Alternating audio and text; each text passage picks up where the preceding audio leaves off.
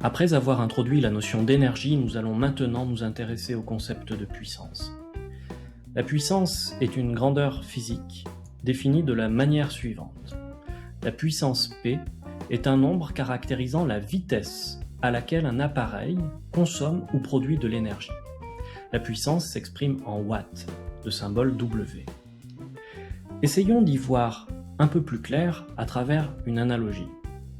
Nous allons assimiler l'eau de cette baignoire à de l'énergie. Plus le volume d'eau est important, plus la baignoire possède de l'énergie. D'où vient cette eau, ou plutôt cette énergie, du robinet?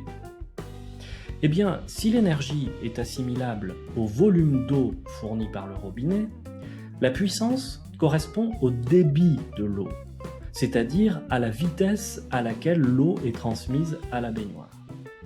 Il est donc fondamental de bien distinguer puissance et énergie. On peut très bien remplir une immense baignoire avec un faible débit d'eau. Il suffit d'attendre longtemps. Inversement, on peut remplir juste le fond de la baignoire, mais en un temps record si le débit de l'eau est très très fort. On voit donc qu'il y a un lien entre énergie et puissance. Ce lien, c'est le temps, la durée. Ce lien entre puissance et énergie se traduit par la relation puissance-énergie. La puissance et l'énergie consommée ou produite par un appareil sont reliées par la relation P, la puissance, est égale à E, l'énergie, divisé par T, le temps, ou plus précisément la durée de fonctionnement de l'appareil. Cette formule se transforme en l'énergie est égale à la puissance que multiplie le temps.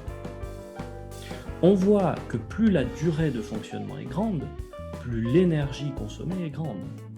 Plus le robinet est ouvert longtemps, plus le volume d'eau obtenu est grand, si on reprend notre analogie. De la même manière, plus la puissance de l'appareil est importante, plus l'énergie consommée est grande. Et oui, plus le débit de l'eau est grand, plus le volume d'eau obtenu est grand. Voyons maintenant les unités des grandeurs dans le cas de la relation puissance-énergie. La puissance P s'exprimera en watts de symbole W. L'énergie E s'exprimera en joules, symbole J, et la durée de fonctionnement de l'appareil devra être exprimée en secondes si on se place dans le cadre des unités du système international. Le joule et le watt. On doit les noms de ces deux unités à deux grands scientifiques. C'est pour cela que le symbole de ces unités s'écrit en lettres majuscules. Les voici. James Joule, physicien anglais. C'est à lui que l'on doit la découverte de la loi de la conservation de l'énergie. James Watt, ingénieur écossais qui a amélioré la machine à vapeur et a ainsi précipité la révolution industrielle. Il existe pour la relation puissance-énergie d'autres unités possibles. Voici une version alternative. Vous pouvez utiliser la relation puissance-énergie si vous exprimez la puissance en watts, pas de changement, l'énergie en wattheure et la durée en heure. Ces trois unités fonctionnent ensemble et donnent des résultats corrects.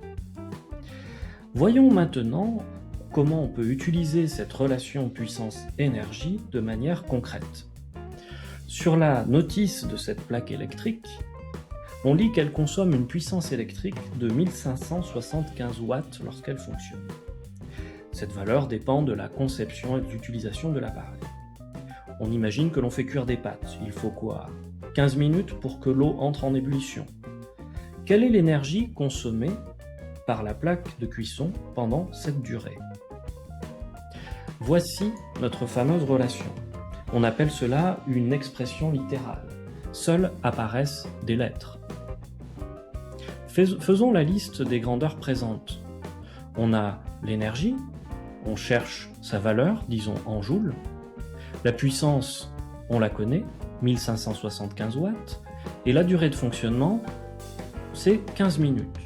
Mais attention, on a vu dans ce tableau que pour appliquer la relation puissance-énergie en en utilisant des watts pour la puissance et des joules pour l'énergie, il faut que la durée soit exprimée en secondes.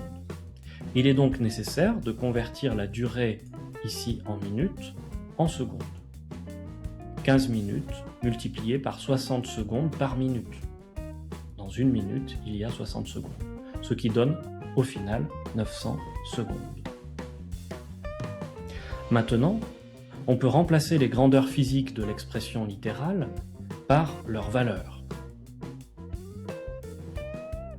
Voici donc l'application numérique. E égale 1575 watts fois 900 secondes, ce qui donne 1,42 fois 10 exposant 6 joules. L'énergie consommée par la plaque est de 1,42 million de joules. Ce nombre est très grand et donc pas très pratique à manipuler. Tentons de le convertir en kilowattheure. Voici une manière élégante de procéder.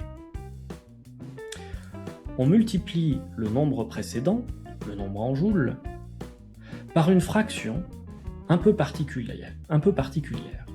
D'un point de vue physique, cette fraction vaut 1. Oui, rappelez-vous, nous avons déjà vu que 1 wattheure était égal à 3600 joules. 1 wattheure et 3600 joules, c'est la même chose.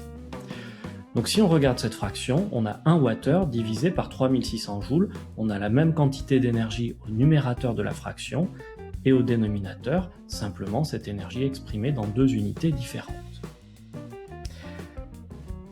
L'intérêt, c'est qu'on voit que les joules se simplifient, ils apparaissent ici et ici, numérateur et dénominateur, les joules se simplifient et il reste simplement des wattheures. Notre conversion est ainsi réussie. Le résultat donne 394 wattheures. Pour obtenir des kilowattheures, il suffit de diviser par 1000. 0,394 kilowattheures. On obtient au final un nombre plus facile à manipuler que lorsqu'il est exprimé en joules. Pour terminer, il est important d'avoir une idée approximative de la puissance consommée par des appareils d'usage courant dans l'habitat. Il faut mémoriser ces ordres de grandeur. Par exemple, un four micro-ondes consomme une puissance de l'ordre de 1000 watts. La puissance consommée est une grandeur importante, puisqu'elle vous indique si un appareil est glouton en énergie. Et l'énergie, c'est ce que l'on paye à la fin du mois. Ce climatiseur de puissance 4 kW, 4000 watts, consomme en fait 4000 joules à chaque seconde. Pour terminer, voici une correspondance entre deux types de lampes. Voici une lampe à incandescence, c'est-à-dire une lampe à filament, et ici une lampe basse consommation, une lampe fluocompacte. Il n'y a pas de filament à l'intérieur, la lumière n'est pas émise suite à une élévation de température. À éclairement égal, on voit que la lampe fluocompacte consomme l'énergie beaucoup moins vite que la lampe à incandescence. À éclairement égal, si on prend une lampe à incandescence qui absorbe 40 watts en puissance électrique, la lampe basse consommation aura besoin seulement de 9 watts pour fonctionner. Cela veut dire qu'à chaque seconde, la lampe à incandescence va consommer 40 joules, alors qu'à chaque seconde, la lampe basse consommation va consommer 9 joules. Pour un éclairement identique.